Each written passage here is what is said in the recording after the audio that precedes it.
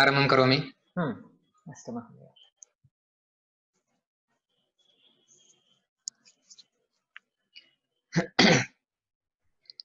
जयति पराशरसूनुः सत्यवती हृदयनन्दनो व्यासः यस्यास्य कमलगलितं वाङ्मयममृतं जगत् पिबति। इदानीं सावित्री वनं गन्तुम् उद्युक्ता, इत्युक्ते सत्यवता सह वनं गन्तुम् उद्युक्ता। सत्यवान् काष्ठानि आनेतुम् अथवा फलानि आनेतुं वनं गच्छामि इति परशुमपि स्वीकृत्य प्रस्थितवान्। तदा सावित्री अपि तम् अनुगन्तुम् इष्टवती। तदा सत्यवान् वदति, एतावत् पूर्वतनकक्षायाम् आसीत्, सत्यवान् तां वदति, भवती श्वशुरं श्वश्रूञ्च पृष्ट्वा तयोः अनुमतिं स्वीकृत्य मया सह आगन्तुम् अर्हति इति। इदानीं सा गत्वा तौ पृच्छति। स एव भागः अग्रे अस्ति। मार्कण्डेय उवाच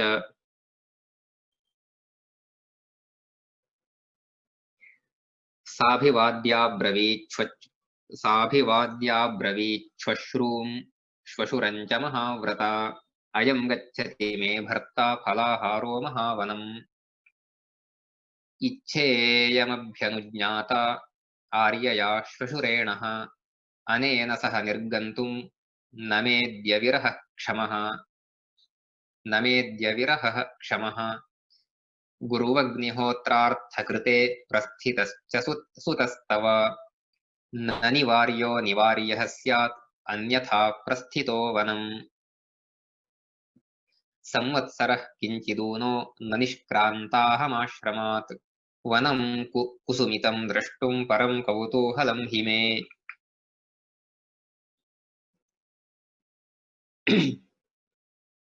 इति एतावत् सा पृच्छति। सा अभिवाद्य अब्रवीत् श्वश्रूं श्वशुरञ्च अभिवाद्य सा अब्रवीत्, सा महाव्रता, महद्व्रतं यस्याः सा महाव्रता। अयं गच्छति मे भर्ता फलाहारो महावनम्, अयं मे भर्ता फलाहारः महावनं गच्छति। फलाहारः इत्युक्ते यः फलानि आहरति सः फलाहारः इत्युक्ते फलानाम् आनेता, फलानाम् आहर्ता इत्यर्थः। फलानाम् आनेता मम भर्ता महावनं गच्छति इत्यस्य अर्थः मम पतिः फलानि आनेतुं महावनं गच्छति इति, अथवा महावनं गत्वा फलानि आनेष्यति इति। किन्तु अत्र अयं प्रयोगः भवति। अत्र फलाहारः मम भर्ता फलाहारः महावनं गच्छति। इच्छेयमभ्यनुज्ञाता आर्यया श्वशुरेणः अनेन सह निर्गन्तुं न मेद्य विरहः क्षमः।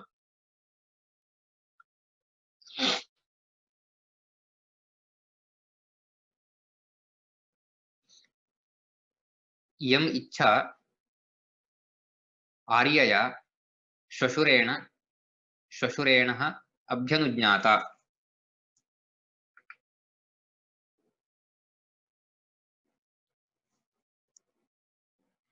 अभ्यनुज्ञाता इत्युक्ते अभ्यनुज्ञा दीयताम् इति तात्पर्यम्। अत्र एषा मम इच्छा, अहम् अभ्यनुज्ञाता स्याम् इत्युक्ते मह्यम् अनुज्ञां भवन्तौ दत्ताम्।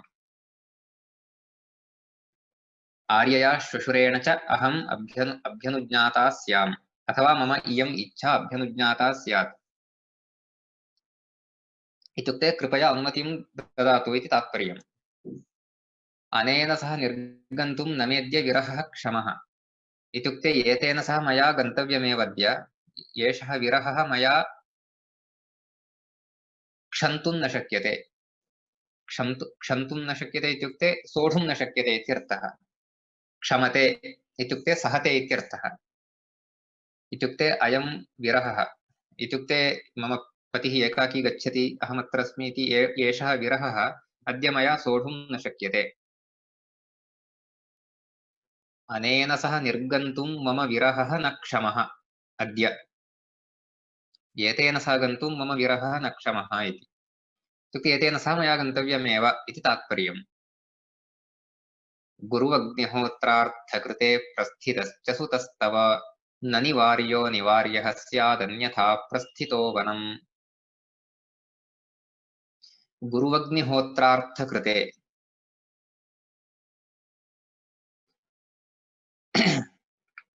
अत्र अग्निहोत्रं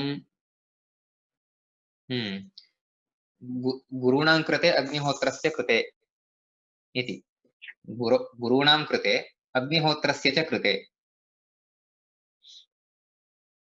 तव सुतः प्रस्थितः इत्युक्ते यद्यदानेतव्यमस्ति काष्ठानि आनेतव्यानि फलानि आनेतव्यानि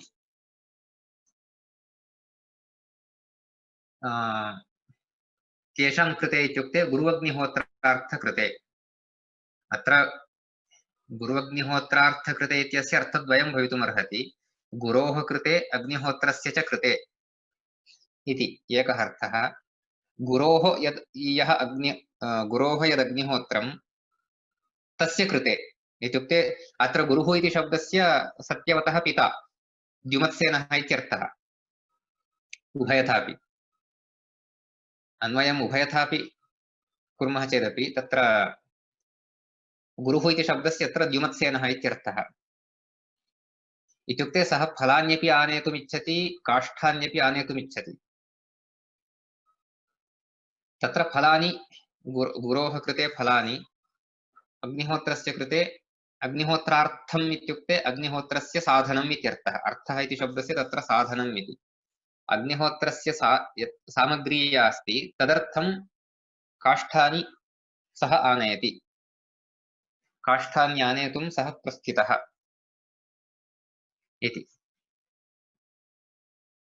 गुरोः अग्निहोत्रं गुरु अग्निहोत्रम् इत्युक्ते गुरुः अत्र द्युमत्सेनः खलु, अतः द्युमत्सेनेन क्रियमाणम् अग्निहोत्रं गुरु अग्निहोत्रं।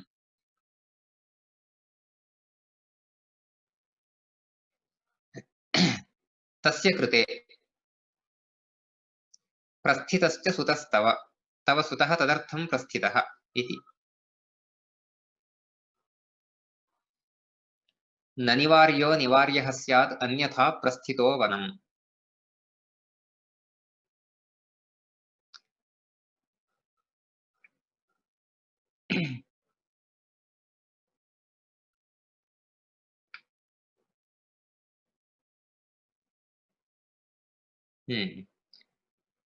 न निवार्यः सः, निवार्यः स्याद् अन्यथा वनं प्रस्थितः। इदानीं सः न निवार्यः, इदानीं एतस्य निवारणं कर्तुं न शक्यते। इदानीं मा गच्छतु इत्यपि वयं वक्तुं न शक्नुमः। किमर्थम्? अग्निहोत्रस्य सामग्रीम् आनेतुं सः वनं गच्छन् अस्ति। निवार्यः स्याद् अन्यथा प्रस्थितो वनम्। अन्यथा वनं प्रस्थितः निवार्यः स्यात् इत्युक्ते यदि अन्योद्देश्येन यदि सः वनं प्रति प्रस्थितः स्यात् तर्हि सः निवारयितुं शक्यः आसीत्। इत्युक्ते केवलं विहारार्थम् अथवा अन्येन केनापि उद्देश्येन यदि सः वनं प्रति प्रस्थितः स्यात् तर्हि सः निवारयितुं शक्यः आसीत्। किन्तु इदानीं सः वनं प्रति गच्छन् अस्ति अग्निहोत्रसाधनानि आनेतुम्, अतः सः न निवार्यः। संवत्सरः किञ्चिदूनः न निष्क्रान्ताहमाश्रमात् इतोपि वदति सा। संवत्सरः किञ्चिदूनः न निष्क्रान्ता अहम् आश्रमात् इत्युक्ते अहम् आश्रमात् न निष्क्रान्ता। कदारभ्य? एकसंवत्सरः अतीतः, एकसंवत्सरः जातः, संवत्सरः किञ्चिदूनः इत्युक्ते सम्पूर्णतया एकः संवत्सरः न समाप्तः, अपि तु किञ्चिदवशिष्टमस्ति। एकस्य संवत्सरस्य इतोपि अल्पः कालः अवशिष्टः अस्ति। इत्युक्ते इदानीं प्रायः एकवर्षं सञ्जातं मम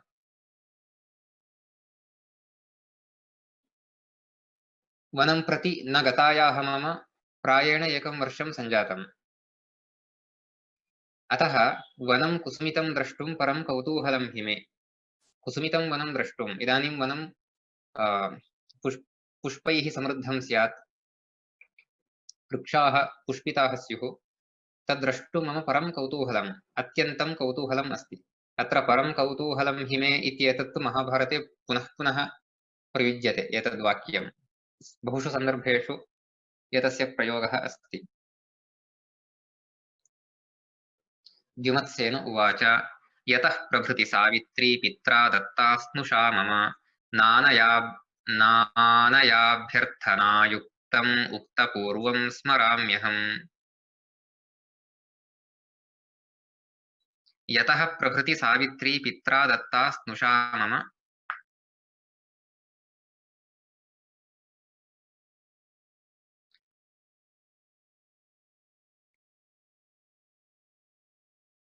एतत् द्युमत्सेनेन उच्यते। यतः प्रभृति इत्युक्ते यदा आरभ्य सावित्री मम स्नुषा पित्रा दत्ता इत्युक्ते तव पित्रा तव पित्रा इति सावित्रीम् उद्दिश्य इति न, सः प्रायः कमुद्दिश्य वदन् अस्ति, तामुद्दिश्य एव। तव पित्रा मम स्नुषा सावित्री यतः प्रभृति तव पित्रा दत्ता न अनया अभ्यर्थना युक्तम् उक्तपूर्वं स्मराम्यहम्। न अनया अभ्यर्थनायुक्तम्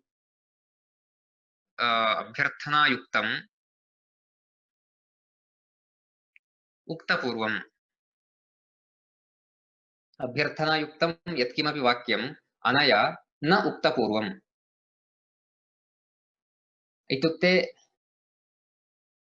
कस्मैचिदपि अथवा न किमपि सा न अभ्यर्थितवती अथवा भवती न अभ्यर्थितवती, किमपि न प्रार्थितवती, किमपि न अभ्यर्थितवती।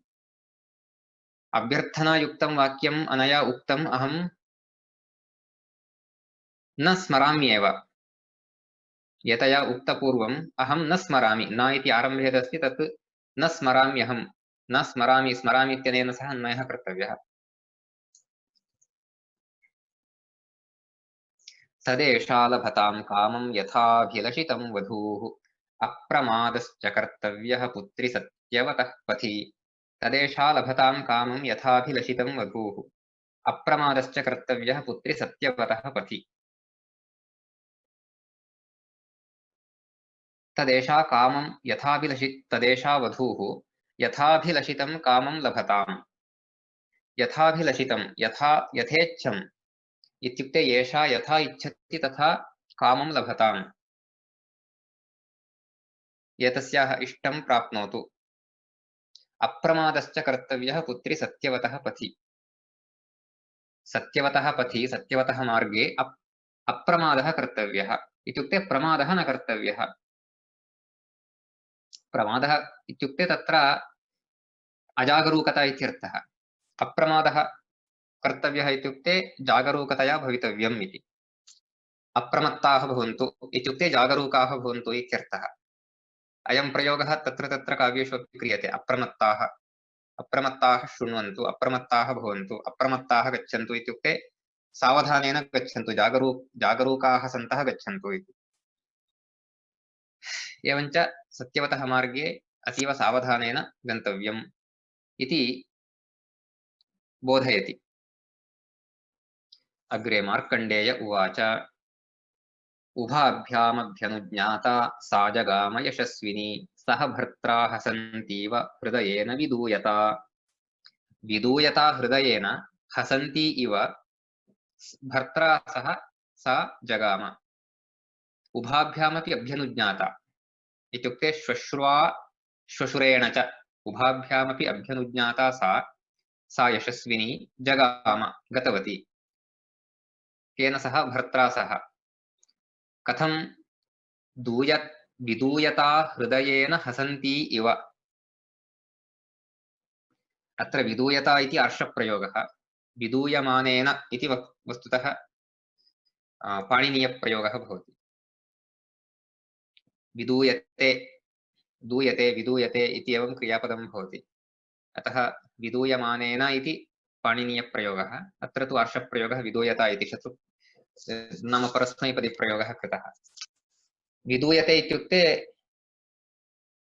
दुःखितम् अस्ति खिन्नम् अस्ति इति हृदयं विधूयते इत्युक्ते हृदयं खिन्नम् अस्ति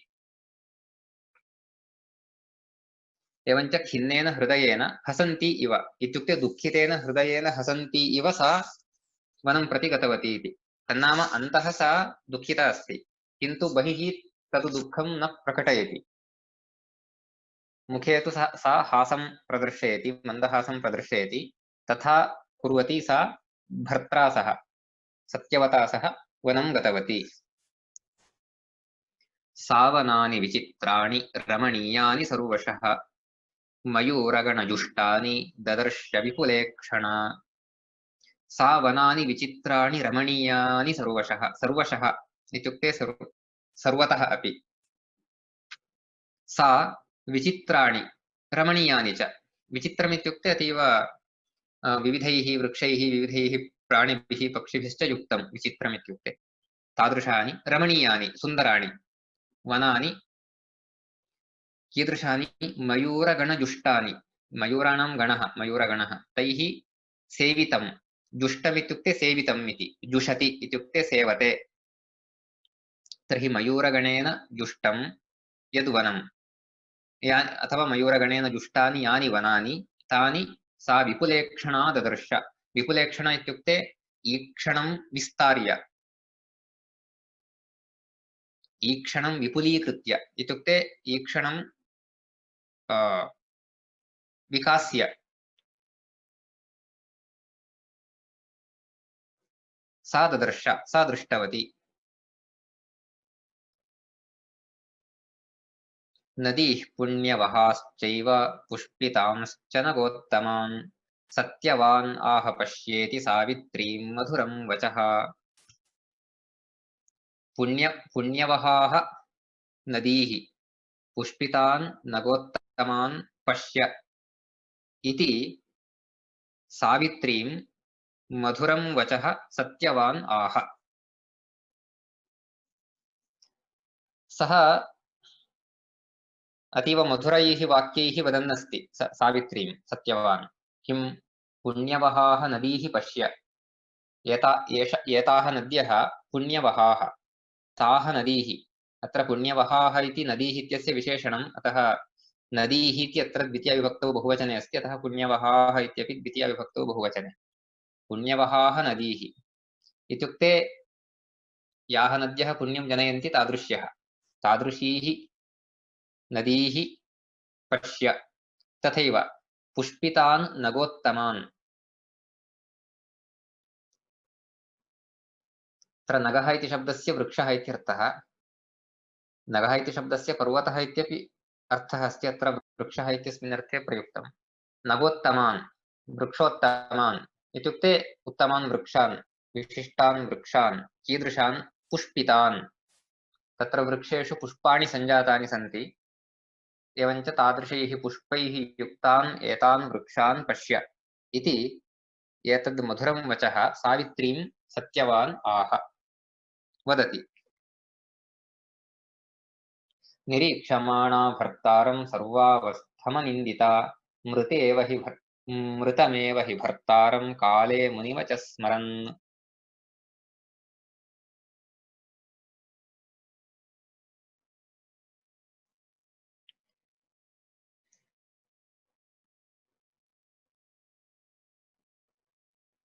निरीक्षमाणा भर्तारमेव निरीक्षमाणा भर्तारमेव पश्यन्ति निरीक्षते इति क्रियापदमत्र तस्य शानच् प्रत्ययान्तं रूपं भर्तारमेव पश्यन्ति सर्वावस्थम् अनिन्दिता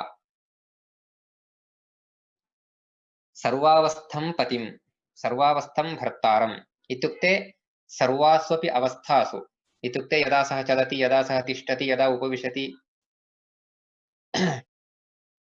यदा वृक्षमारोहति अथवा यदा फलानि उत्पाटयति यदा परशुना काष्ठानां छेदनं करोति इत्येवं एवं सर्वास्वपि अवस्थासु पतिम् एव निरीक्षमाणा पतिमेव पश्यन्ति सा अनिन्दिता अनिन्दिता इत्युक्ते शुद्धा इत्यर्थः, साध्वी। मृतमेव हि भर्तारं काले मुनिवचः स्मरन् इत्युक्ते भर्ता मृतः इत्येव सा चिन्तितवती। तन्नाम इदानीं सः मरणं प्राप्नोत्येव इति सा निरीक्षमाणा अस्ति। काले मुनिवचः स्मरन्, मुनेः वचनम् इत्युक्ते इदानीम् अयमेव अद्यैव तस्य वस्तुतः मरणं नारदस्य वचनानुगुणं। तत् स्मरन्, वस्तुतः स्मरन्ती इति भवेत्। अत्र तत् क्रियापदं सावित्र्या सह अन्वेति, तेन कारणेन स्मरन्ती इति भवेत्। अत्र स्मरन् इति एवं पुंलिङ्गप्रयोगः कृतः। अस्तु। अनुव्रजन्ती भर्तारं जगाममृदुगामिनी द्विधेव हृदयं कृत्वा तञ्च कालमवेक्षति। अनुव्रजन्ती भर्तारं, भर्तारम् अनुव्रजन्ती, अनुव्रजन्ती इत्युक्ते अनुगच्छन्ति इत्युक्ते, अनुव्रजति इत्युक्ते फालो करोति इति, अनुगच्छति। भर्तारम् अनुव्रजन्ती मृदुगामिनी जगाम, मृदुगामिनी इत्युक्ते अतीव मन्दं गच्छति या सा। द्विधेव हृदयं कृत्वा तञ्च कालम् अवेक्षति, अत्रापि अवेक्षति इति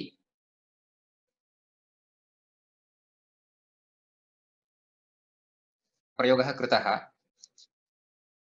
शत्रुप्रत्ययान्तप्रयोगः कृतः इति भाति अत्र, किन्तु अवेक्षमाणा इति भवेत् वस्तुतः। आर्षप्रयोगः अत्रापि। तञ्चकालं, तञ्चकालम् इत्युक्ते तं कालम् इत्युक्ते यस्मिन् क्षणे सत्यवः प्राणवियोगः भवति तं कालम्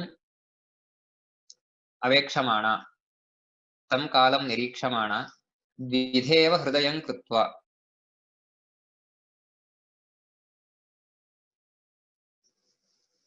इत्युक्ते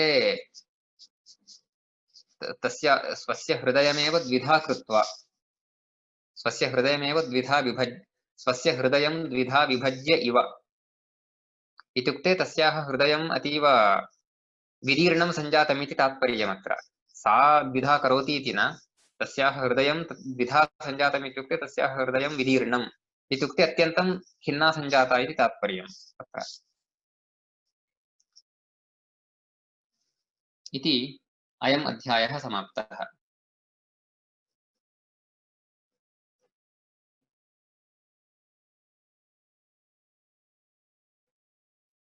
एकक्षणम्।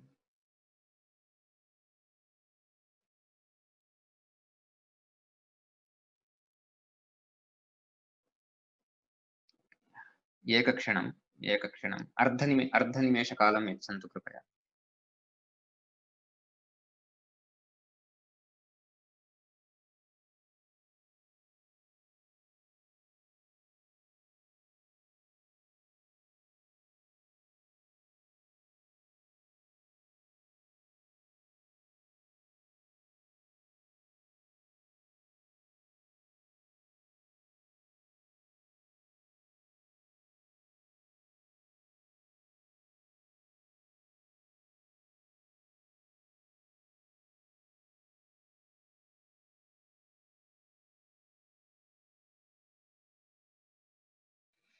हरि ओम्। क्षम्यताम्। अग्रिमध्यायः। अत्र इदानीं मार्कण्डेयः वदति, अथ भार्या सहायः सह फलान्यादाय वीर्यवान् कठिनं पूरयामास ततः काष्ठान्यपाटयत्। अथ भार्या सहायः, भार्या सहायः इत्युक्ते सहायः इति शब्दस्य मित्रम् इत्यर्थः। मित्रम् इति एकः अर्थः, अत्र तु सहायः इति शब्दस्य कम्पेनियन् इत्यर्थः। एवञ्च भार्या सहायः सन् इत्युक्ते भार्यया सह फलानि आदाय, सः वीर्यवान् फलानि आदाय, फलानि स्वीकृत्य कठिनं पूरयामास, ततः काष्ठान्यपाटयत् कठिनम्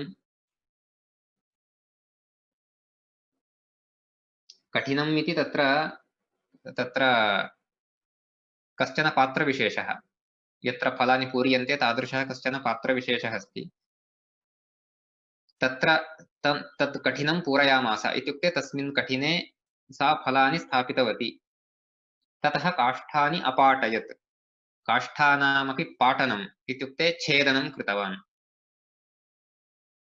तस्य पाटयतः काष्ठं स्वेदो वै समजायत व्यायामेन च तेनास्य जज्ञे शिरसि वेदना काष्ठं पाटयतः तस्य स्वेदः समजायत तस्य शरीरे स्वेदः उत्पन्नः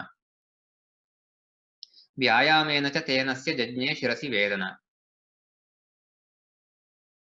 तेन व्यायामेन च इत्युक्ते व्यायामः इत्युक्ते तत्र काष्ठानां भञ्जने यः श्रमः काष्ठानां पाटने यः श्रमः तेन कृतः तेन श्रमेण तस्य शिरसि वेदना अपि सञ्जाता तेन श्रमेण अत्र व्यायामः इत्युक्ते तत्र शरीरस्य व्यायामः स्वयमेव यः सञ्जातः काष्ठानां पाटनवेलायां स एव व्यायामः तेन व्यायामेन अस्य शिरसि वेदना जज्ञे जज्ञे इति लिट्लकारः जायते इत्यस्य इत्युक्ते वेदना अजायत वेदना उत्पन्ना सोऽभिगम्य प्रियां भार्याम् उवाच श्रमपीडितः सः प्रियां भार्याम् अभिगम्य भार्यायाः समीपं गत्वा श्रमपीडितः ताम् उवाच किं सत्यवान् उवाच व्यायामेन ममानेन जाता शिरसि वेदना अङ्गानि चैव सावित्रि हृदयं दूयतीव च अनेन व्यायामेन मम शिरसि वेदना जाता व्यायामेन मम अनेन जाता शिरसि वेदना मम अथवा अनेन व्यायामेन मम शिरसि वेदना जाता अङ्गानि चैव सावित्रि हृदयं दूयतीव च मम अङ्गानि हृदयं च दूयति इव दूयति इत्युक्ते तत्र वेदना भवति इति मम अङ्गेषु हृदये च वेदना भवति इव भाति वेदना जायते इव अनुभवन् अस्मि सत्यवान् वदति खलु एवम् अहम् अनुभवन् अस्मि अत्रापि दूयति इति क्रियापदं परस्मैपदिरूपेण कृतं किन्तु दूयते इति आत्मनेपदी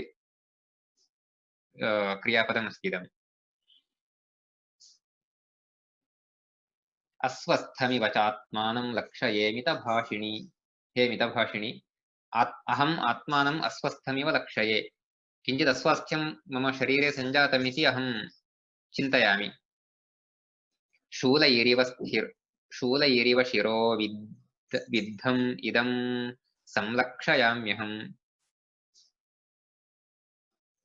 मम शिरः शूलैः विद्धम् इत्यहं संलक्षयामि एवमहम् अनुभवामि तत्स्वप्तुमिच्छे कल्याणी न स्थातुं शक्तिरस्ति मे तत् इत्युक्ते तस्मात् कारणात् स्वप्तुम् इच्छे अत्रापि इच्छामि इति पाणिनीयप्रयोगः अत्र एतदेव वैशिष्ट्यम् इदानीं लोके परस्मैपदित्वेन ये धातवः प्रसिद्धाः तेषां प्रयोगः कदाचित् आत्मनेपदित्वेन रूपेण अपि क्रियते अत्र तथैव आत्मनेपदित्वेनैव ये प्रसिद्धाः धातवः तेषां परस्मैपदित्वेनापि प्रयोगः तत्र क्रियते आर्षकाव्येषु वयम् एतत् पश्यामः महाभारतेऽप्येवमस्ति रामायणेऽप्यस्ति शूलैरिव शिरो तत् स्वप्तुमिच्छे कल्याणी तत् इत्युक्ते तस्मात् कारणात् अहं स्वप्तुमिच्छामि हे कल्याणी न स्थातुं शक्तिरस्ति मे स्थातुं मम शक्तिः नास्ति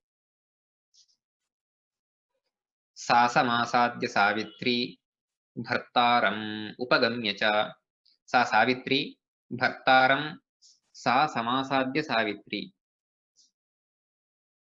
समासाद्य इत्युक्ते तत् ज्ञात्वा पत्या यदुक्तं तद् गृहीत्वा इत्युक्ते तत् अवगत्य भर्तारम् उपगम्य च भर्तुः समीपं गत्वा उत्सङ्गेस्य शिरः कृत्वा निशसाद महीतले तस्य शिरः उत्सङ्गे कृत्वा तस्य शिरः उत्सङ्गे कृत्वा इत्युक्ते तस्य शिरः स्वस्य उत्सङ्गे संस्थाप्य, उत्सङ्गः इत्युक्ते अङ्कः, तस्य सत्यवतः शिरः स्वस्य अङ्के संस्थाप्य निशसाद महीतले, महीतले निशसाद, महीतले उपविष्टवती, निशसाद इत्युक्ते उपविष्टवती इति, निशीदति इति क्रियापदं तत्र। महीतले इत्युक्ते भूतले, तन्नाम भूमौ सा उपविष्टवती। ततः सा नारदवचो विमृशन्ती तपस्विनी तं मुहूर्तं क्षणं वेलां दिवसं च युयोजः। ततः सा नारदवचः विमृशन्ती, सा तपस्विनी नारदस्य वचः विमृशन्ती इत्युक्ते नारदस्य नारदेन यद्वचः उक्तं तद्विषये चिन्तयन्ती, तं मुहूर्तं क्षणं वेलां दिवसं च युयोजः इत्युक्ते गणनां कृतवती सा, दिवसानां क्षणानां मुहूर्ते सर्वेषां गणनां कृतवती। इत्युक्ते इदानीम् एतत् किं मुहूर्तं, कः क्षणः, कः दिवसः इति, इत्युक्ते तस्य मरणम् इतः परं कियता कालेन भविष्यति इत्येतत् सा गणयितुम् आरब्धवती। युयोज इत्युक्ते योजयितुम् आरब्धवती इति तात्पर्यम्। युनक्ति इत्यस्य युयोज इति लिट्लकाररूपं भवति। मुहूर्तादेव चापश्यत् पुरुषं रक्तवाससं बद्धमूलिं वपुष्मन्तम् आदित्यसमतेजसं श्यामावदातं रक्ताक्षं पाशहस्तं भयावहं स्थितं सत्यवतः पार्श्वे निरीक्षन्तं तमेव च। मुहूर्तादेव च अपश्यत्, मुहूर्तादेव इत्युक्ते मुहूर्तमात्रम् अतीतं तावता एव सा कमपि पुरुषं दृष्टवती, तस्याः स्वस्य पुरतः एकं पुरुषं दृष्टवती। कीदृशं पुरुषं? रक्तवाससं, रक्तवर्णीयं वस्त्रं धृतवन्तम् एकं पुरुषं दृष्टवती। रक्तं वासः यस्य सः रक्तवासाः, रक्तवासस् इति अत्र प्रातिपदिकं, वासः इति वासस् इति शब्दः वासः वाससि वासांसि इति रूपाणि। वस्त्रम् इत्यर्थः वासः इत्यस्य, वासः इति अकारान्तशब्दः अस्ति, तस्य अर्थः वासः इत्युक्ते वसतिः, वसनम् इति। किन्तु अत्र वासस् इति सकारान्तनपुंसकलिङ्गशब्दः यः अस्ति तस्य अर्थः वस्त्रम् इति। अत्र तदेव पदं प्रयुक्तं, वस्त्रमित्यर्थे वासस् इति पदं प्रयुक्तं। रक्तं वासः यस्य सः रक्तवासाः, तं रक्तवाससं, रक्तवाससं पुरुषं सा अपश्यत्। कीदृशः? पुनः बद्धमौलिः, मौलिं बद्धवान् आसीत्, जटां बद्धवान् आसीत्। मौलिः इत्युक्ते अत्र जटा। वपुष्मन्तं, वपुष्मान् इत्युक्ते शोभनं वपुः अथवा पुष्टं वपुः अस्य अस्ति इति वपुष्मान् इत्युक्ते दृढकायः इत्यर्थः। वपुष्मन्तम् आदित्यसमतेजसं, तस्य तेजः आदित्यस्य तेजसा समः आसीत्, आदित्यस्य तेजसा समम् आसीत् एतस्यापि तेजः। आदित्यस्य यादृशं तेजः तादृशं तेजः एषोऽपि धृतवान् आसीत्। पुनः श्यामावदातः,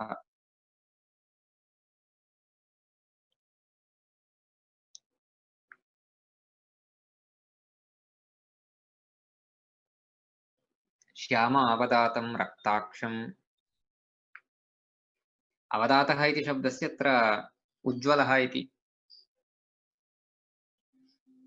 श्यामवर्णेन उज्ज्वलः इत्युक्ते श्यामवर्णेन सः कान्तिमान् आसीत्, श्यामवर्णेन शोभमानः आसीत्।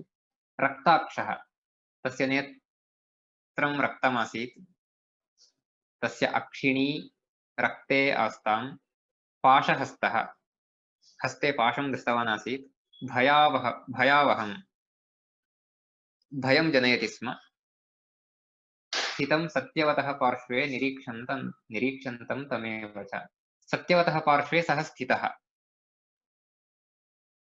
तथा स्थितवन्तं तं तथा स्थित्वा निरीक्षन्तं तमेव सा अपश्यत्। इत्युक्ते सः पुरुषः सत्यवतः पार्श्वे सत्यवन्तं निरीक्षन् इति अहमत्र यथा प्रयुक्तं तथा वदन्नस्मि। वस्तुतः निरीक्षमाणः इति वक्तव्यम्। निरीक्षन्तम् इति आर्षप्रयोगः अत्र। निरीक्षमाणः इति शानच प्रत्ययान्तः प्रयोगः भवति। इत्युक्ते सः पुरुषः सत्यवन्तं निरीक्षमाणः सत्यवन्तं पश्यन् तस्य पार्श्वे स्थितवान्। तादृशं तं पुरुषं एषा सावित्री दृष्टवती।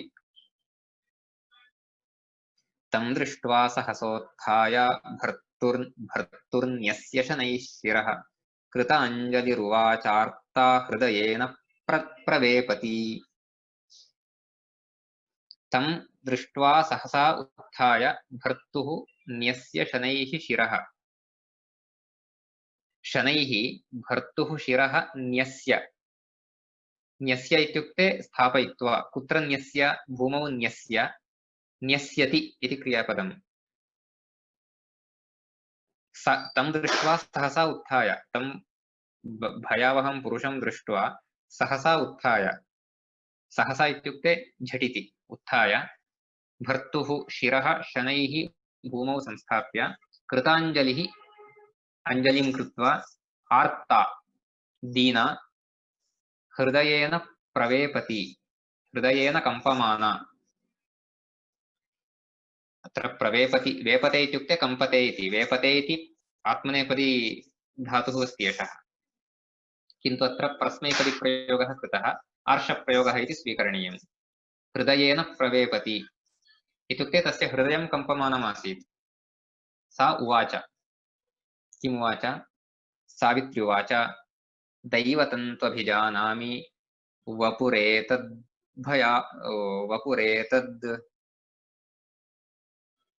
वपुः एतद्धि अमानुषम्। वपुरेतद्ध्यमानुषम्। वपुः एतत् हि अमानुषम् इत्येवं तत्र पदानि सन्ति। एतद् वपुः अमानुषं हि।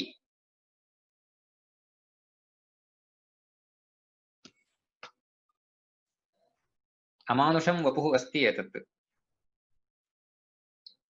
कामया ब्रूहि देवेश कस्त्वं किञ्च चिकीर्षसि।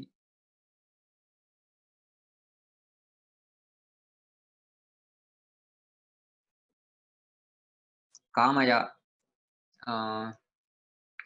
एकक्षणम्।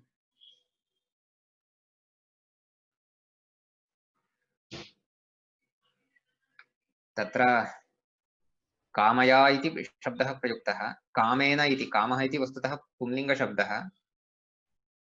कामा इति शब्दः वस्तुतः न भवति। कामः इति पाणिनीयप्रयोगः तथा भवति। पाणिनीय संस्कृते तथा भवति, तन्नाम लौकिकसंस्कृते। अत्र तु आर्षप्रयोगः। कामा इति आकारान्तशब्दः प्रयुक्तः। कामया इत्युक्ते इच्छानुसारं, यथेष्टम् इति। यथेष्टम् इत्युक्ते किम्? अत्र यदि भवतः इच्छा अस्ति तर्हि वदतु। किं वदतु? कस्त्वं किञ्च चिकीर्षसि। एतावत् वदतु। त्वं कः? त्वं किं चिकीर्षसि? त्वं किं कर्तुमिच्छसि? एतद् वदतु। एतत् त्वं वद इति सः पृच्छति। यमः उवाच। तत्र आगतः कः इति ज्ञातं खलु इदानीं। यमः आगतः आसीत्। सः वदति पतिव्रतासि सावित्री तथैव च तपोन्विता अतस्त्वामभिभाषामि विद्धि मां त्वं शुभे यमम्। त्वं पतिव्रता असि, हे सावित्री त्वं पतिव्रता असि। तथैव च तपोन्विता, तपसाप्यन्विता असि त्वम्। अतः अहं त्वाम् अभिभाषामि। तेन कारणेन त्वया सह अहं सम्भाषणं करोमि, अन्यथा अहं केनापि सह एवं सम्भाषणं न करोमि इति। सामान्यतः केनापि सह अहम् एवं सम्भाषणं न करोमि, किन्तु त्वं पतिव्रता तथैव त्वं तपः आचरितवती इति कारणेन त्वयि काचित् योग्यता अस्ति, त्वयि काचित् अर्हता अस्ति। तेन कारणेन त्वया सह अहं सम्भाषणम् इदानीं करोमि। विद्धि मां त्वं शुभे यमम्। हे शुभे, त्वं मां यमं विद्धि। अहं यमः इति त्वं जानीहि, त्वं विद्धि। अयं ते सत्यवान् भर्ता क्षीणायुः पार्थिवात्मजः नेष्यामि तमहं बद्ध्वा विद्ये तन्मे चिकीर्षितम्। अस्तु, इदानीं किं चिकीर्षति इति पृष्टवती खलु, तदपि वदामि। अयं ते सत्यवान् भर्ता क्षीणायुः अयं पार्थिवात्मजः इत्युक्ते राजपुत्रः, अयं तव भर्ता सत्यवान् क्षीणायुः, एतस्य आयुः क्षीणमस्ति, इत्युक्ते एतस्य आयुः इदानीं सम्पूर्णतया नष्टं, समाप्तमस्ति, अवसितमस्ति। अतः नेष्यामि तमहं बद्ध्वा, एतं बद्ध्वा अहं नेष्यामि। विद्ये तत् मे चिकीर्षितम्, एतदेव मम चिकीर्षितं विद्धि, एतदेव अहम् इदानीं कर्तुम् इच्छामि इति वदति। सावित्री उवाच श्रूयते भगवन् दूताः तवागच्छन्ति मानवान् नेतुं किल भवान् कस्मात् आगतोऽसि स्वयं प्रभो। पुनः सावित्री पृच्छति, हे भगवन्, तव दूताः आगच्छन्ति मानवान् नेतुम् इति श्रूयते। श्रूयते यत् मानवान् नेतुं सामान्यतः तव दूताः आगच्छन्ति, भवान् कस्मात् आगतोऽसि स्वयं प्रभो। इदानीं स्वयं भवान् स्वयं त्वं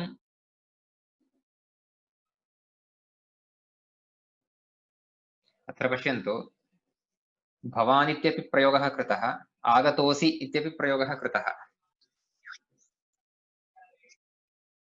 अत्र आर्षप्रयोगः इति स्वीकरणीयमत्र।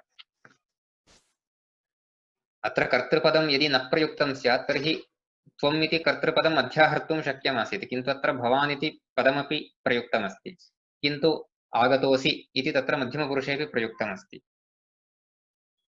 भवतु नाम त्रार्षप्रयोगः इति स्वीकुर्मः। कस्मादागतः, स्वयमेव कस्मादागतः। सामान्यतः भवतः दूताः आगच्छन्ति, ये मृताः भवन्ति तेषां प्राणान् नेतुं भवतः दूताः आगच्छन्ति, किन्तु इदानीं भवान् स्वयम् आगतवान् अस्ति, किमर्थम् इति सा पृच्छति। मार्कण्डेय उवाच इत्युक्तः पितृराजस्तां भगवान् स्वचिकीर्षितं यथावत् सर्वमाख्यातुं तत्प्रियार्थं प्रचक्रमे। इत्युक्तः पितृराजः, इत्युक्तः इत्युक्ते तया एवम् उक्तः यमः। पितृराजः, अत्र यमम् उद्दिश्य पितृराजः इति शब्दः प्रयुक्तः। पितॄणां राजा पितृराजः, पितृदेवता इत्यपि उच्यते खलु। यमः तु तत्र पितॄणां देवता अथवा पितॄणां राजा भवति। पितृपतिः इत्यपि तस्य अन्यत् नाम अस्ति।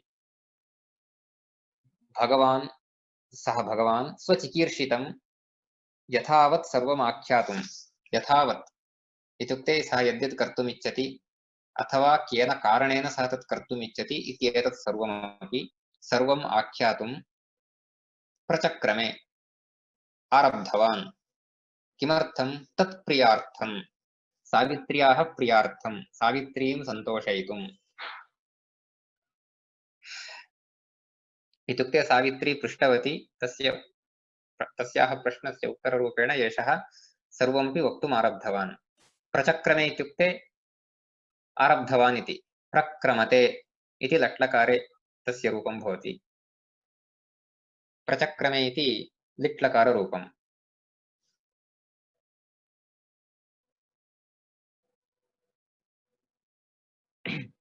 अयं च धर्मसंयुक्तो रूपवान् गुणसागरः नार्हो मत्पुरुषैर्नेतुम् अतोऽस्मि स्वयमागतः। अयं च धर्मसंयुक्तः रूपवान् गुणसागरः, अयं सत्यवान् गुणसंयुक्तः अस्ति, रूपवान् अस्ति, गुणसागरश्च अस्ति। अतः मम पुरुषैः अयं नेतुः न अर्हः। इत्युक्ते एतस्य नयनार्थं दूतान् अहं प्रेषयितुं न इच्छामि। इत्युक्ते एतस्य अर्हता तादृशी अस्ति, एतस्य योग्यता तादृशी अस्ति यत् दूतैः एषः न नेतव्यः। तदर्थम् अहं स्वयम् आगतवान्। अतोऽस्मि स्वयमागतः, अतः स्वयम् आगतः अस्मि।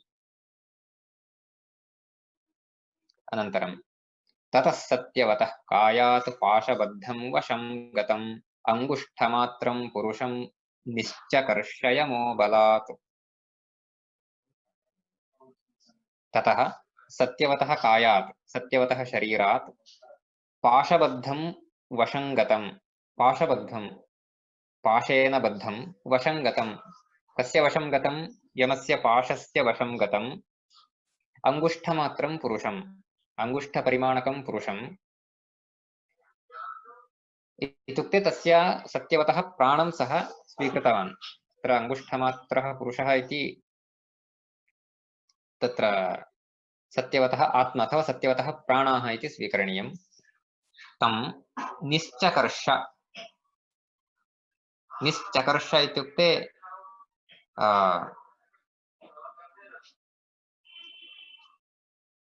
निष्कृष्टवान्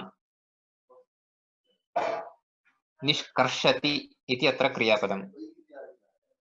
निस् इति उपसर्गः तत्र कर्षति इति क्रियापदम् निष्कर्षति इति तत्र लट्लकारे रूपं भवति तस्य लिट्लकाररूपम् एतत् निश्चकर्ष इति। एवञ्च तादृशं पुरुषं यमः बलात् निश्चकर्ष।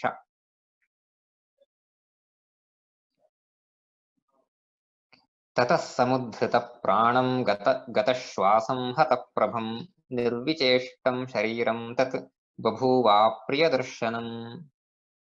ततः समुद्धृतप्राणं गतश्वासं हतप्रभं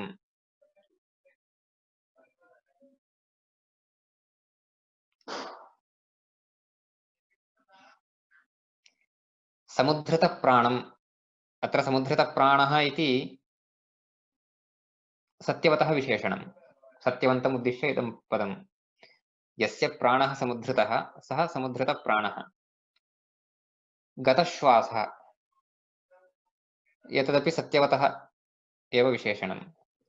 यस्य श्वासः गतः यस्य श्वासः गतः इत्युक्ते सम्पूर्णतया तस्य प्राणाः एव गताः इति पुनः श्वासं स्वीकर्तुं न शक्नोति सः।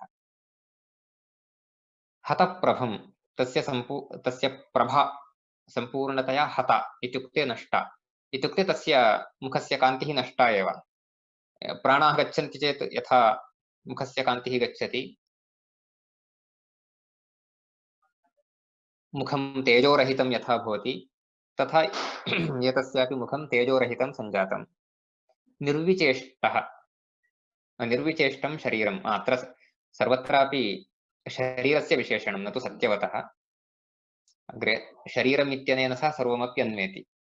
निर्विचेष्टः इत्युक्ते चेष्टारहितः किमपि सः चेष्टितुं न शक्नोति किञ्चिदपि सः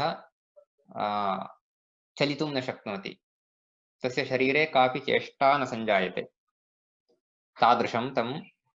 तादृशं तत् शरीरं तद्बभूवा निर्विचेष्टं शरीरं तद्बभूवाप्रियदर्शनं तत् शरीरम् अप्रियदर्शनं बभूव। अप्रियदर्शनम् इत्युक्ते न प्रियं दर्शनं यस्य तत् अप्रियदर्शनम् इत्युक्ते यस्य दर्शनं न प्रियं यस्य शरीरस्य दर्शनं न प्रियम् इत्युक्ते यस्य शरीरस्य दर्शनेन प्रीतिः न सञ्जायते तादृशं शरीरम् इत्युक्ते इदानीं तत्र प्राणाः गताः कान्तिः अपगता श्वासः गतः इति कारणेन तत्र चेष्टा एव नास्ति सम्पूर्णतया निष्पन्दः सञ्जातः तस्य देहः तस्य शरीरं निष्पन्दं सञ्जातं तेन कारणेन तत् अप्रियदर्शनं सञ्जातम्।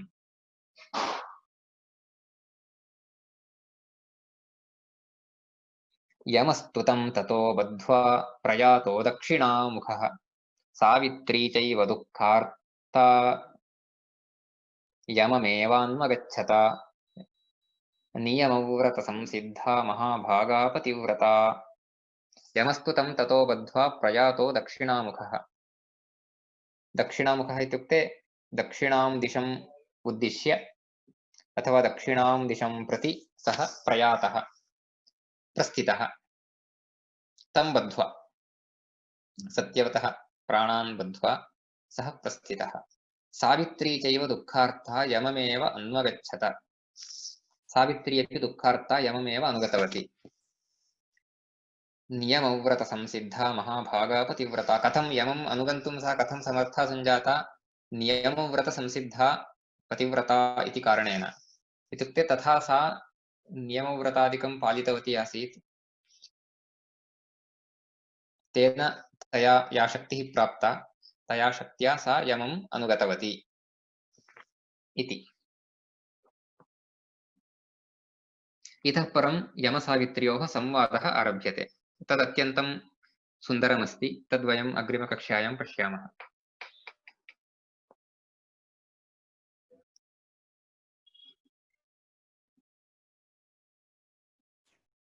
Anyone have any doubts?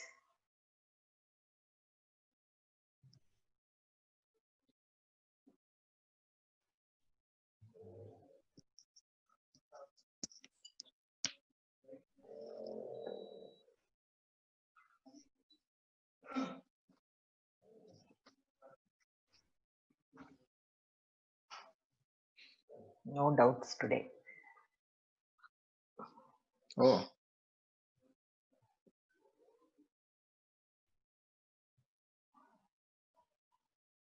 Okay. Kannan has a doubt. अद्भुतं तर्हि। हा। एकः सन्देहं पृच्छति चेत् तदानीम् अन्येषामपि आरभ्यते। सन्देहाः आरभ्यन्ते। Kannan, go ahead. पदस्य अर्थं प्रभृति does it mean that beginning with आरभ्य प्रभृति इत्युक्ते आरभ्य स्टार्टिंग फ्रॉम इति बिगिनिंग फ्रॉम अथवा स्टार्टिंग फ्रॉम इति विद्धि पदस्य अर्थं विद्धि विद्धि इत्युक्ते तत्र वेत्ति इति यत् क्रियापदं विदज्ञाने इति धातुः अस्ति खलु प्रसिद्धः वेत्ति वित्तः विदन्ति इति रूपाणि तस्य लोट्लकारे मध्यमपुरुषे एकवचनरूपं विद्धि वेत्तु वित्तां विदन्तु विद्धि वित्तं वित्त इत्येवं रूपाणि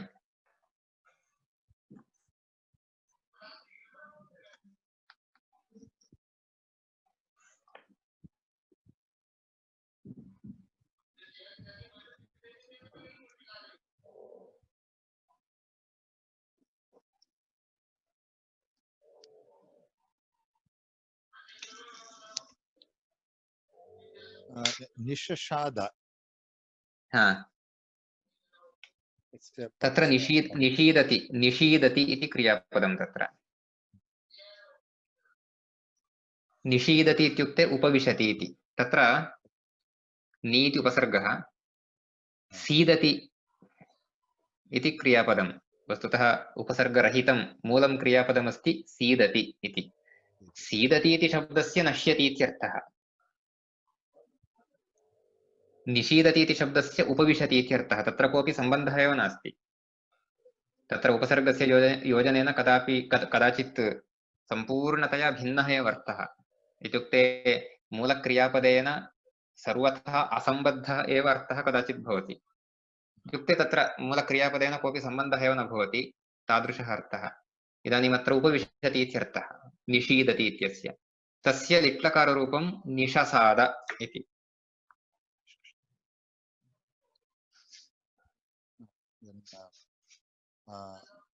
सहायः you said meaning is mitram or the companion सहायः इत्युक्ते मित्रम् अथवा कंपेनियन इति one more meaning is help is that a meaning for तत् न हेल्प इत्यस्मिन् अर्थे साहाय्यम् इति वक्तव्यम्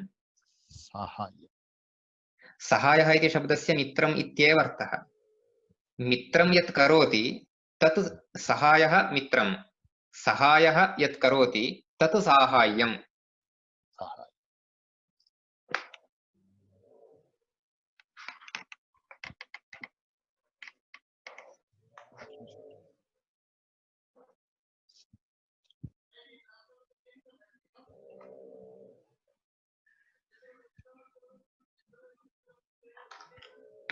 That's all. Thank you.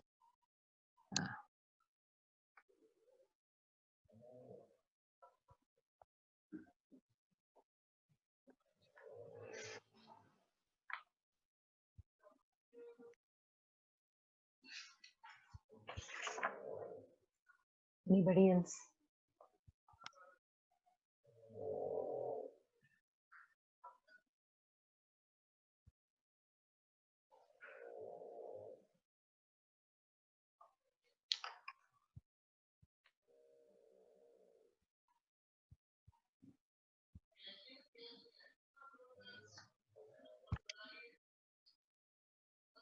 अस्तु महोदय, कोऽपि नास्ति।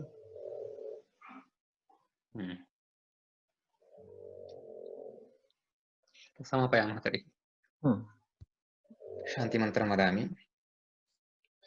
सर्वे भवन्तु सुखिनः, सर्वे सन्तु निरामयाः, सर्वे भद्राणि पश्यन्तु, मा कश्चित् दुःखभाग् भवेत्। ॐ शान्तिः शान्तिः शान्तिः। धन्यवादः। धन्यवादः। अस्तु।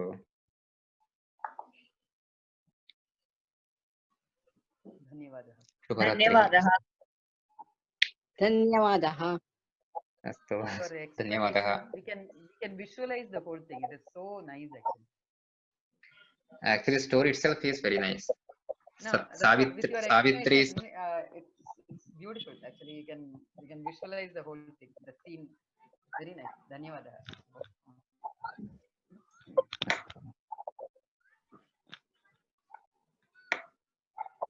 शुभरात्रिः सर्वेभ्यः। नमस्कारः। शुभरात्रि।